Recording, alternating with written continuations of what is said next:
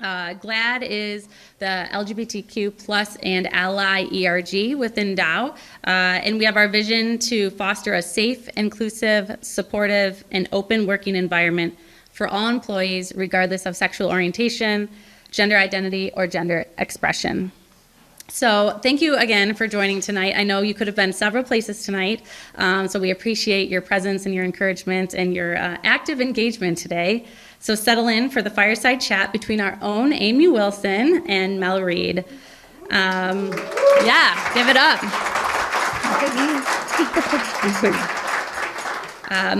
Amy will give a bigger introduction, but Mel is a professional golfer on the Ladies European Tour and the LPGA, which of course brings her to Midland this week. She's a champion for LGBTQ plus inclusion and women in sports, and we are so happy to have her and there's her wife Carly and newest addition Kai joining us today as well. And like I said, thank you for being here and your engagement today. We will have time for Q&A towards the end, so please keep in mind questions, and Andrea and myself will come around with microphones at the end. So again, let's give a round of applause for Amy and Mel. Get out. We are lucky and very grateful to have Amy Wilson as our GLAD executive sponsor. She also has a day job as the general counsel and corporate secretary, advising the board of directors on strategic and fiduciary issues. She joined Dow in 2000 and has had various roles throughout the U.S. and abroad. She's involved in many boards and organizations like the U.S. Chamber and My Michigan Health. She's a mother, a golfer, and a champion of inclusion and diversity, so there's nobody better to have this fireside chat than her tonight. And so thank you, Amy, for joining us, and I'll pass it over to you. All right, great. Good to be. No, thanks, Erica, for the introduction, and Erica's right. This is the week where all of my worlds collide. It's just so much fun, and I am going to geek out and fangirl for a minute. It's just not good. For real. So, as you all well know, Dow is a proud partner with the LPGA and title sponsor of this week's Dow Championship. There are a lot of things that are special about this week. One of them is that the Dow Championship is the only team event on the LPGA Tour, which is something special, and that's a theme I'm going to come back to. It also is a special opportunity for our company to engage really at both the local community level and also with the global sports world, and to really use that powerful partnership to accelerate our ambition to be the most, and Dow people say it with me, innovative, customer-centric, inclusive, and sustainable material science company in the world. Sorry, no, it's a thing we do. Yeah, it's a thing we do. So two special themes I really want to highlight tonight, and we'll have that be a theme of our conversation here in a minute. And that's the importance of connection and the power of partnership, both of which I think we've really got present in the room tonight. So just maybe taking a second, I think we all recognize there has been incredible progress on basic rights for the LGBTQ plus community.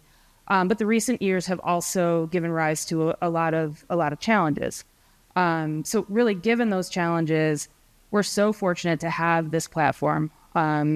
Both Pride Month and having the tournament being in June this year makes it extra special. And we also have, obviously, the Dow Championship this week and the opportunity to really highlight and amplify the voices of LGBTQ plus leaders like Mel. Before I do a more formal introduction, which I'll do in a second here, I do want to thank again, Erica mentioned it already, but thank you to Mel. Thank you to her wife, Carly, who might be... She's putting him to sleep. Oh, yeah. All right. Who was here. And if you didn't get a chance to see Kai, he's adorable. Thank you also to the LPGA reps who helped make this happen, to the Dow GLAD leaders who were tireless in their efforts to pull this together. And thank you to all of you for being here and making the time to be here tonight. So we know that the LPGA has always been really a leader in promoting inclusion and diversity in sports. And that really is an area that's been really exciting in our partnership with the LPGA, and really showcases the power of the two organizations coming together. I hope our conversation today will kind of inspire you to make more connections and really celebrate this partnership, continue finding ways to use it to create awareness and education. So that's enough of me. Let's get to it. Joining me is Mel Reid, an LPGA Tour winner, a 6-time winner on the Ladies European Tour, a 4-time Solheim Cup participant, and clearly just an incredible professional athlete. But Mel is also an advocate for LGBTQ plus rights and visibility in sports. And since coming out publicly in 2018, she has used her influence to raise awareness and support for the entire LGBTQ plus community. As we've mentioned a few times, Mel and her wife, Carly, are also proud new mums to their son, Kai, and we're thrilled to have them all here this week. And it's exciting that they're able to join Mel on tour on a regular basis, and we're going to dig into that a little bit. So, Mel, this audience is full of fans of the game. It's also full of supporters of the LGBTQ plus community. So I've got a few questions for you. I imagine our crowd has a few questions if you'll indulge us a little bit at the end to give those folks some time too. But thank you so much for being here. No, I appreciate you wanting me. Yeah, you must have really been scraping the barrel, so I appreciate it. I think you can tell by the turnout here it was not it was not a problem. Maybe we'll just jump right into the motherhood theme since we've spent some time in that already. But can you tell us a little bit about really that journey to motherhood while maintaining the rigor of being a professional athlete, and really how has now being a mother shaped your approach to the sport? Yeah, I mean, I think anybody that is parents, it's difficult. Nobody kind of prepares you for it. And, it's crazy. I think it's definitely changed my perspective on the game of golf for sure. I'm very fortunate that they can travel with me, but Carly still works full time. We're very grateful to have daycare on the LPGA. I think that they don't get mentioned enough. It's one of the perks of an LPGA player is we get free daycare, and we literally couldn't be able to do that without them. So big up to Bardine and Joy and Sarah. But it's been difficult. I'm not going to lie. It's been very difficult. It's, I think I've been on tour now 17 years. It's a grind, and these girls are really, really good. And I don't quite have the time that I probably did before. And also and please say this in the right way, like I've kind of probably transitioning a little bit in my career now. I don't really want to put in that time as much, 10, 11, 12 hours, which is what these girls are doing, because it means I wouldn't be present with Kai. It means I probably wouldn't be as a supportive wife as I should be with Carly. I don't think that's fair either. And it's just not something that I want to be. Never wanted to be that person. So it's been difficult, but I will say it's just awesome that we get to bring Kai into our lives. We've always said, having, if we were fortunate to have children, that they would kind of mold into our life, wouldn't mold into theirs. And we've done that. So poor thing. So with us everywhere. Yeah. And not just on tour, he comes to all the bars and everything like that. Still do happy hour occasionally. Yeah, exactly. Yeah, exactly. Yeah, tough run for the boy. But it is. It's, it's the biggest blessing we've ever had in our lives. And you think you can't do things, and somehow you just get that strength as a parent, and you manage to do it in little sleep. And, we're still figuring it out, doing the best we can. And I'm still trying to compete at the highest level that I possibly can. And it's tricky. It's a tricky thing to juggle for us as a family, for sure. Yeah. No, and I think it's something a lot of people in the room can relate to. I imagine, yeah, it's of a course. tricky thing. Yeah, especially because Carly, like I said, works full time, and we both have careers, and it's difficult to then not only just be there with Kai. I mean, we find that obviously that's our priority, but actually having time for each other as well, which we're the foundation, and that's another thing that and we don't have family near us. We're doing it all on our own. So we always take time to kind of at the end of the evening just. Right, no TV, let's just have dinner where we chat and actually, how's your day? How's my day? And be parents and be me and Carly again. And I think that's really helped us. It takes being really intentional. Of course. Yeah, you have to be intentional. And even when you don't want to, you still have to do it. You were really candid in some interviews about how close you were to quitting, actually, right before Kyle was born. How has that changed your perspective? Yeah, it's funny. there's been a few times where I've wanted to quit. Many times. Yeah. But the one particular time I got injured, and it actually gave us the opportunity to go through the IVF journey.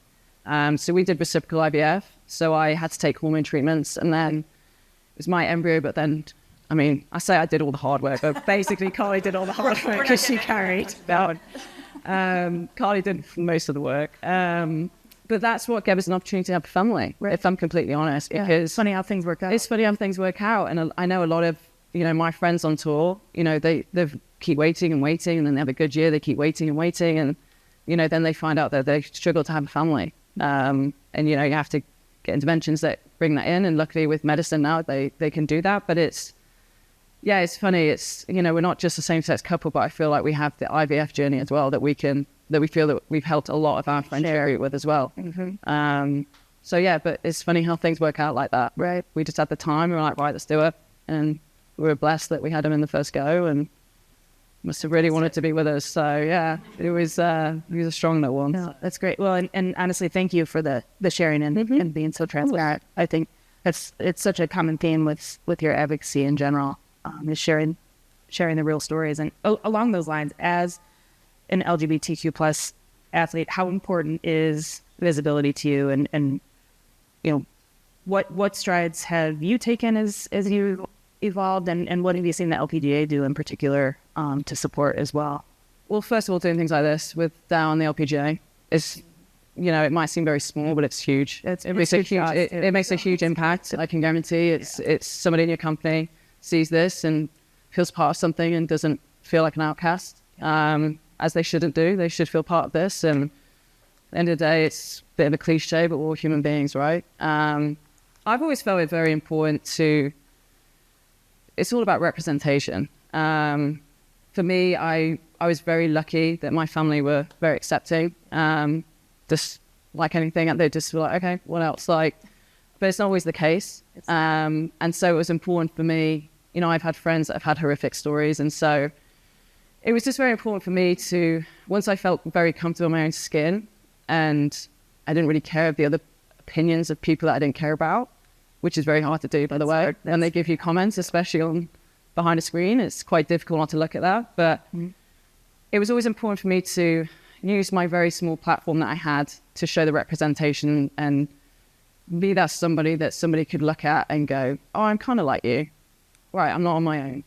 Just to do my very best to always be very honest. I'm very proud of the woman that I am, and I'm very proud of being part of the community. I would never have met Carly. Right. I've got a very amazing wife.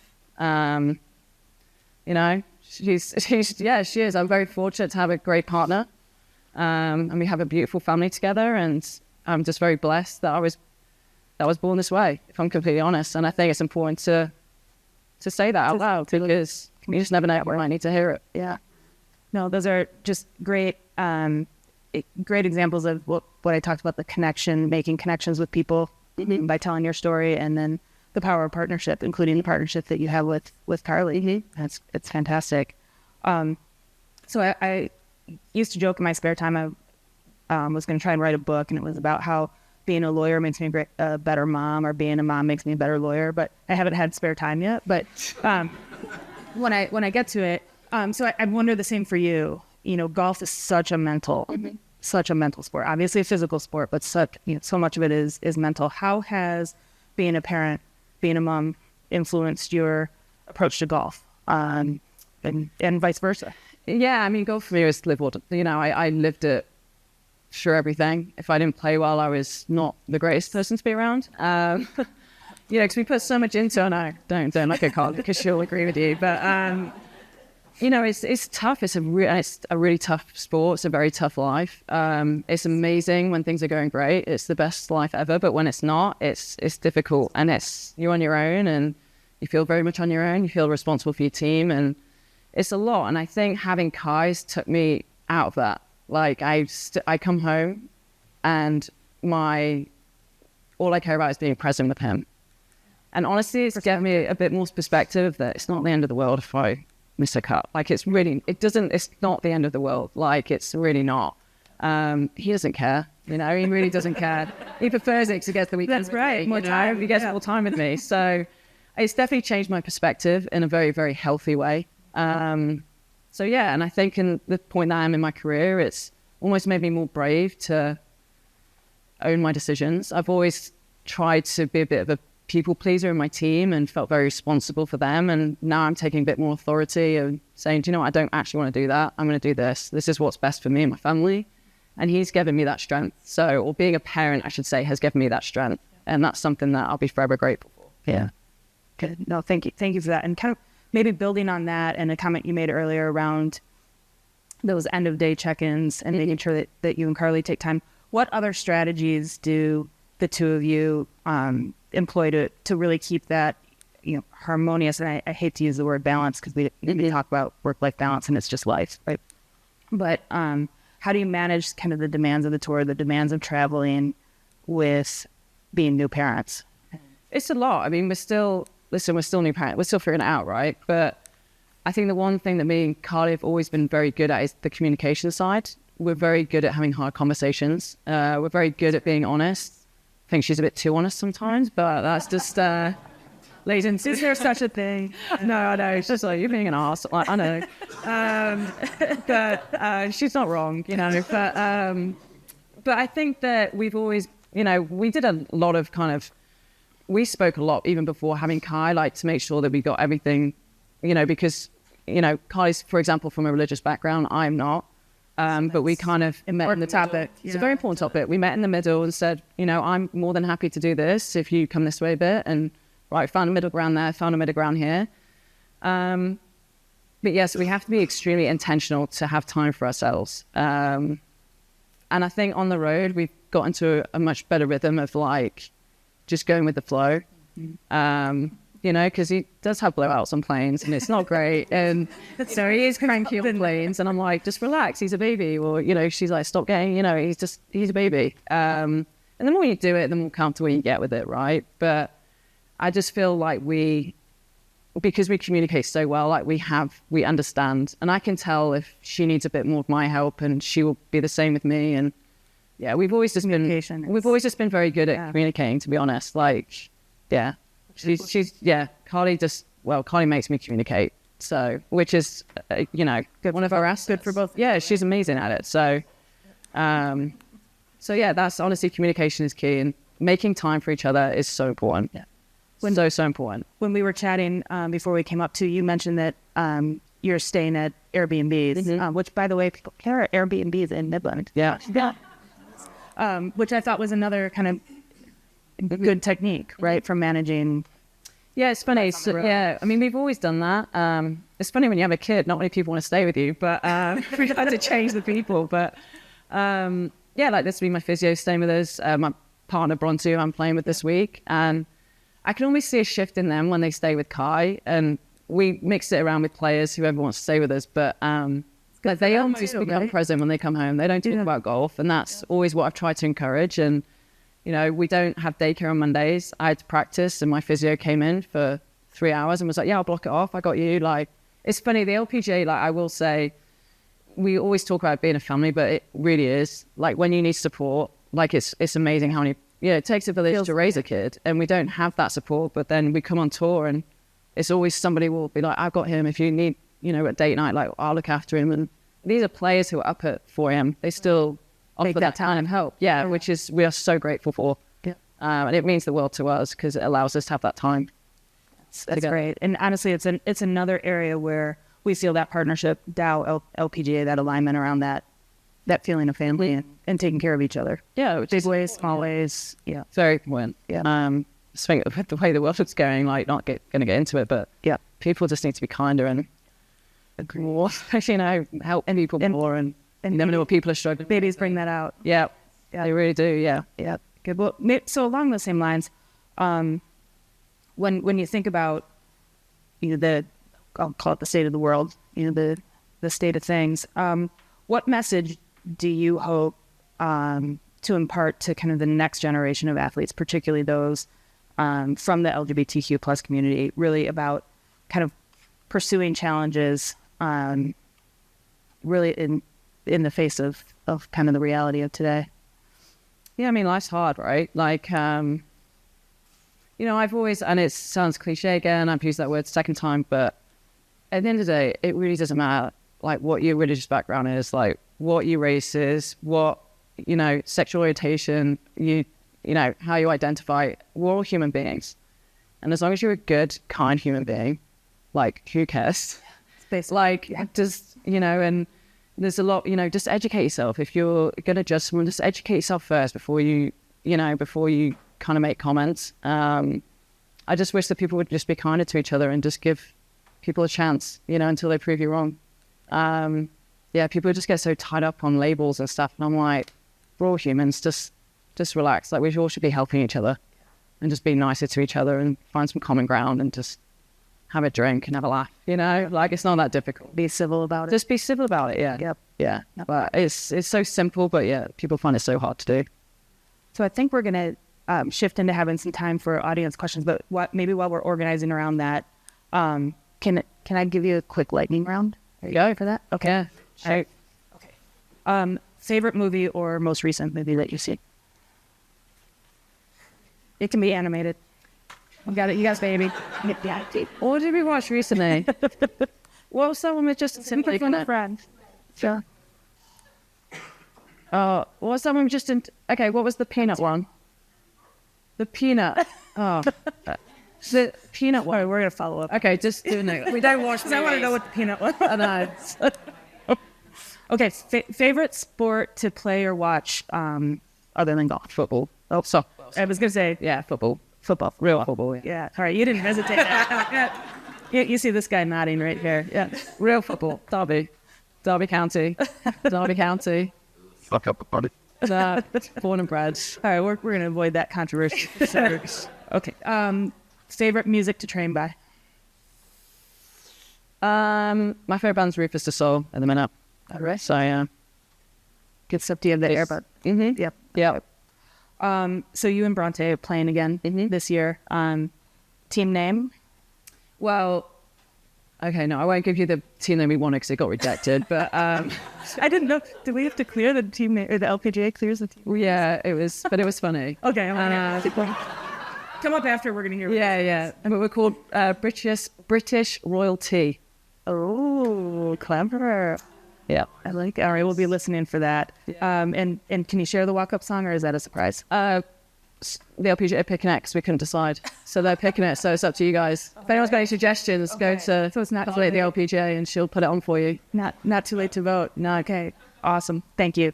Of course, yeah. All right. I think Erica's going to help us facilitate. Yes. No, thank you so much. I definitely was keeping my own notes on, how to balance a career, a relationship, and being a mother. So you're doing great at it. Good job. Keep it up. So I just want to open it up now for Q&A. We have a few minutes for that. So we'll see if anybody has questions around the room. This mic moves. So Andrea and I will be walking around. Don't be shy. Otherwise, I'll start asking questions. Okay. The real Corey David. Oh, whatever. But it's interesting, everything we're talking about, it's always easy to look at negatives and stuff. What are the positive things that you've seen or people have said to you or that they've written? What are the good things that people are doing now? It's interesting. When my article came out with Athlete Ally about me coming out, I went to the golf course the next day. And it's funny, I was actually nervous to go to the golf club because Florida Golf Club, right? Like, you can imagine the stereotypes, right? So I was in the bunker and this about 75-year-old guy came out to me and he goes, I read your article. And I was like, oh, here we go. Sorry, okay. And he says, my granddaughter told me she was a lesbian. And he says, and I never understood it. And he says, but reading your article, he says, I kind of get it a bit now. And like, thank you for educating me. And I'm going to speak to my granddaughter. And that to me was like, that's all it took. For me to go, like, that was exactly what I needed. That's all I did it for, was that change one life. Yeah, and that meant, it like brought me to tears. It like meant a lot to me that he said that. So, yeah. Don't all jump at once, guys, all right? Hope Kara's got one. Such a great way to start the week. So thank you for being willing. You came out in 2016. Mm-hmm. So that wasn't that long ago. Mm-hmm. What was the impetus? Okay, so this is the reason I actually came out. I had a contract ripped up in front of me because I introduced my girlfriend. Literally, they ripped it up in front of me for being who I was, and I just thought that's not right. And it took me probably another year, and it was one of my best friends, a an unbelievable girl called Molly Gallatin that kind of encouraged me to do it. And she says, like, you have to do it because, like, you are very comfortable in your own skin. You're very confident in your own skin. Like, that thing shouldn't be happening. And you're going to hopefully impact a lot more people than you think by doing this, by just being, like, representing yourself, basically, in the community. And that honestly was why I did it, because I had such an horrific moment with a sponsor once. And I was like, I'm never aligning myself with any sponsor that does not agree with who or what I stand for ever again.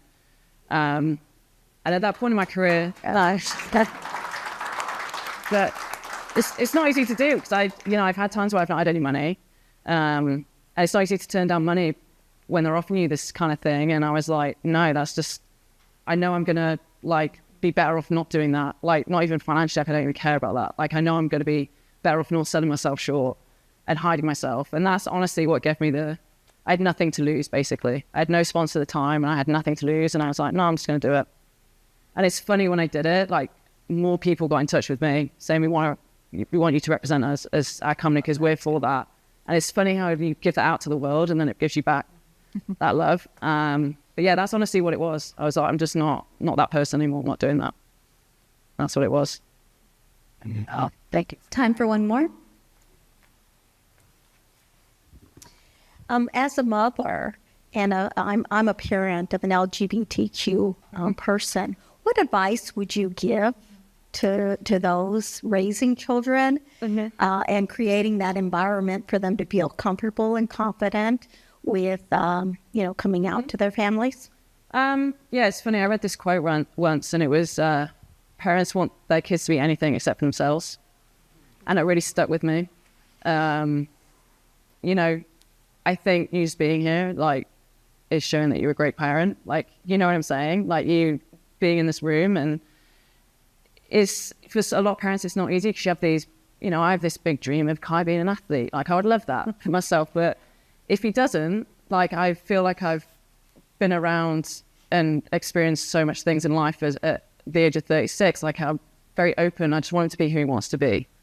And I think that's all you can do as a parent, right? Is to show them love, show them security. And that's all you can do, and just let them guide them when they need to be guided in certain, avenues in life. And it's not easy. Like, the thing is, as parents, and I'm, like I said, a new parent, but I feel like we're all going to mess up our kids, just don't mess them up enough. You know what I mean? Like guardrails. Right. There's you're going to do something, they're going to be like, oh, but you just, you want them to feel love from, that's all that they need, just love and security. And that's probably the biggest piece of advice I can give is just that, just, they're good humans, then there's no need for any, not that you will, but I'm just saying no judgment. And, and I think the parents struggle a lot with it because it's their own perception of stuff. Like, they see a life for their kids and they think that's the best for their kids. Well, your kids, hopefully they grow up to be very, like, secure human beings that they may want to take a different avenue, and that's fine as well. And I think as a parent, you have to be secure enough and understand enough that that's fine as well, just because it wasn't your dream or whatever it is, I think that's a really difficult question. I hope I tried to answer that as best I could, but it's just all about love and safe. It's all they need, just love and feel safe. Yeah. Absolutely. Thank you. I think that was a very inspiring and thoughtful, authentic fireside chat that's actually in front of a fire. I've never been to a fireside chat with a real fireplace. So thank you so much. And Mel, thank you for being a visible representation. I know you came out to Athlete Alley, but I know you probably still come out every day on the plane, or, if they ask you what your husband does, I experienced that as well. So I just thank you for being visible, being out, and hopefully not having to have the conversations for the younger generation. They won't be as difficult. So thank you.